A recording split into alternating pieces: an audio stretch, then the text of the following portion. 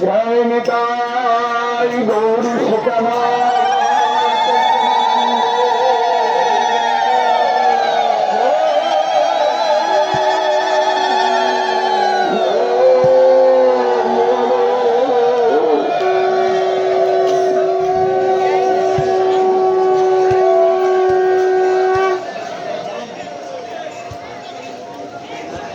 গুরবে গৌরচন্দ্রায়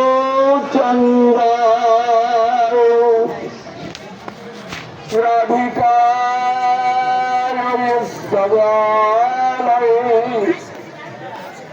কৃষ্ণায় কৃষ্ণ ভক্তায়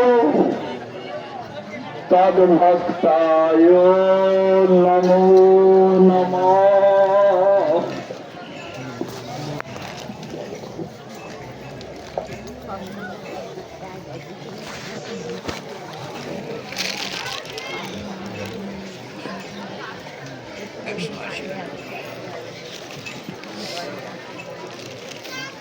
চতুর্বাদ গৌর গোপীনাথ মন্দির থেকে আগত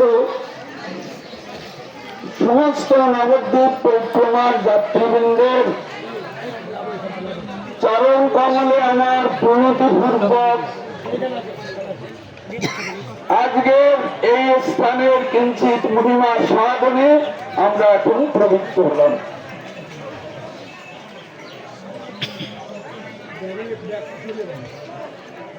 এই স্থানটির নাম বিদ্যানগর।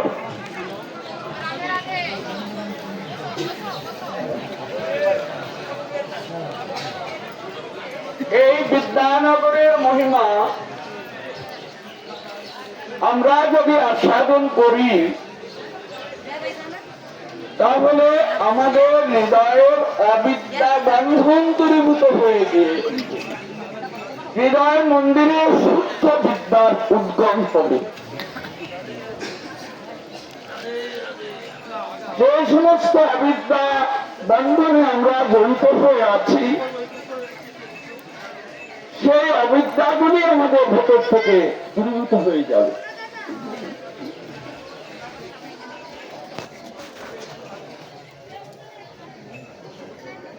আজকে এই বিদ্যানগরে আমরা এসেছি, আমাদের ঈশান ঠাকুর অগ্রবর্তী হয়ে আমাদিগকে এই স্থানে নিয়ে এসেছেন।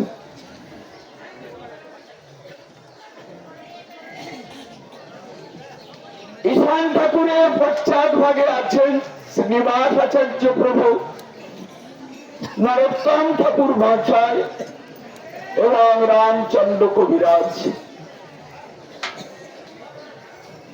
আমরা শ্রী গুরু চরণ কমল দিকে ধরে তার পশ্চাৎ পশ্চাৎ হরিনাম করতে করতে এখন আমরা এই বিদ্যানগরে এসে উপস্থিত হয়েছি।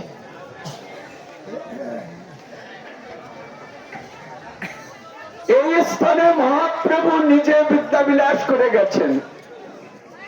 অনন্ত কোটি বিশ্ব ব্রহ্মাণ্ডের নাথ, তিনি এখানে পড়াশোনা করেছেন।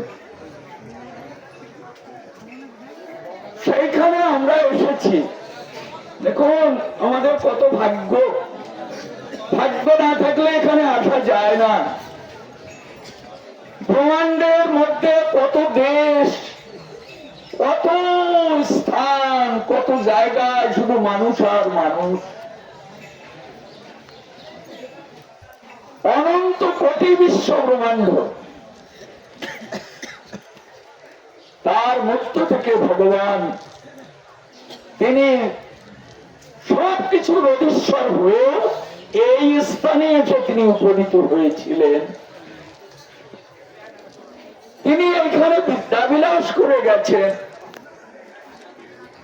এমন যে পবিত্র ভূমি, সেইখানে আজ আমরা শ্রী গুরু চরণ কমল কৃপায় আসতে পেরেছি, এটি আমাদের সৌভাগ্য।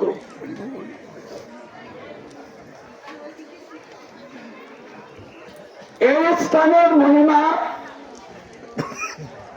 আমরা একটু শ্রদ্ধালু চিত্তে যদি শ্রবণ করতে পারি আমাদের অনেক কল্যাণ হবে। ঈশান ঠাকুর বলছেন, হে শ্রীনিবাস, দেখো বিদ্যানগর পরম সুশোভিত। বিদ্যানগরের কথা আমি কিঞ্চিত কহিয়ে শোনাব। দেব সভার মধ্যে বৃহস্পতি একদিন হইলা উদ্বিগ্ন হইয়া কহে প্রাচীন। ঈশান ঠাকুর বলছেন দেবসভা, দেবসভা মানে কি স্বর্গে, স্বর্গে যেখানে দেবতারা থাকে সেখানে দেবগুরু বৃহস্পতি সকলকে নিয়ে সভা করছে। তো এখন হইলা উদ্বিগ্ন হইয়া কহে প্রাচীন। বৃহস্পতি উদ্বিগ্ন দেখিয়া দেবগণ জিজ্ঞাসা উদ্বিগ্ন হইলা কি কারণ? এখন এই সভার মধ্যে সভা করতে করতে দেবগুরু বৃহস্পতি উদ্বিগ্ন চিত্ত, মানে সভাতে মন নেই, মনটা অন্য কোনো দিকে দেখতে পেয়ে দেবগণ জিজ্ঞাসা করছেন প্রভু আপনি উদ্বিগ্ন হচ্ছেন কেন, কি চিন্তা করছেন? হ্যাঁ, একটা সভা আছে তার মধ্যে সেদিকে মন নেই। বৃহস্পতি অতিশয় মনের উল্লাসে দেবগণ প্রতি কহে সুমধুর ভাষে। এই কলিযুগে প্রভু নদিয়া নগরে জন্মিবেন মিত্র জগন্নাথ মিশ্রের ঘরে। জানো আমি উদ্বিগ্ন হচ্ছি কেন? এই যে কলিযুগ, এই কলিযুগে ভগবান গৌরাঙ্গ সুন্দর রূপে নবদ্বীপে গিয়ে জগন্নাথ মিশ্রের ঘরে জন্মগ্রহণ করবেন।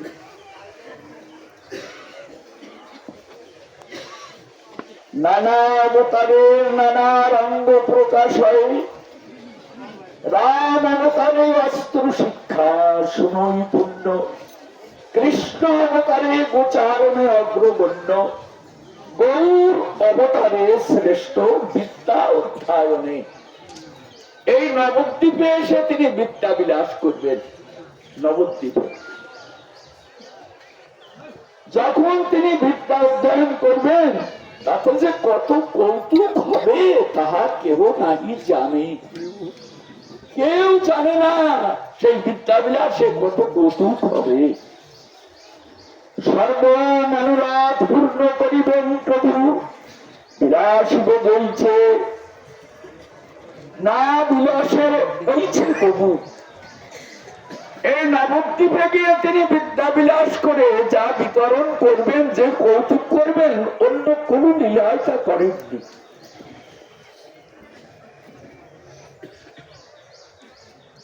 বিলসবে জয়ছে না বিলাসে ওইছে প্রভু, রহিতে না পারিয়ে শীঘ্র নবদ্বীপে গিয়া প্রভু আরাধিব প্রভু প্রকট লাগিয়া।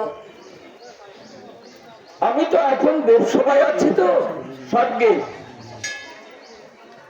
এই প্রভুর সম্পর্কে আমি চিন্তা করে দেখলাম ইনি কোনদিন স্বর্গে আসবেন,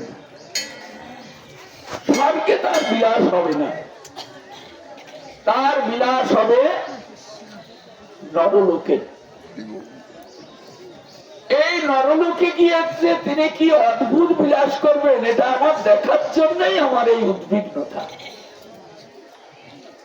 আমি একটু দেখতে চাই তিনি যে মধুর নরলীলা করবেন, এই মধুর নরলীলায় তিনি জগৎজীবকে তিনি মধুর মধুর আস্বাদনে তিনি ভরিয়ে তুলবেন। আমরা দেবতারা কিছুই পাবো না। তাই আমার মন বলছে আমি আর এ দেবলোকে থাকবো না, আমি চলে যাব নবদ্বীপে। আমি নবদ্বীপে গিয়ে আমি নরতন ধারণ করব, আর মহাপ্রভুর এই বিদ্যা বিলাস রসকে আমি আস্বাদন করব। আমার মন কি চাই জানো? আমার মন চাই আমি তোমাদের গুরু হয়েছি, দেবতাদের গুরু, দেবগুরু বৃহস্পতি, আমি তোমাদের গুরু হয়েছি। আমার মন চায় আমি যদি সেই প্রভুর গুরু হতে পারতাম। আমি যদি ওই প্রভুর গুরু হতে পারতাম তাহলে আমার এই গুরুগিরির সার্থকতা। হ্যাঁ, মানে দেবলোকে এখন মন নেই, শুধু প্রভুর কথা চিন্তন করছেন। এখন ভগবান তো অন্তর্যামী,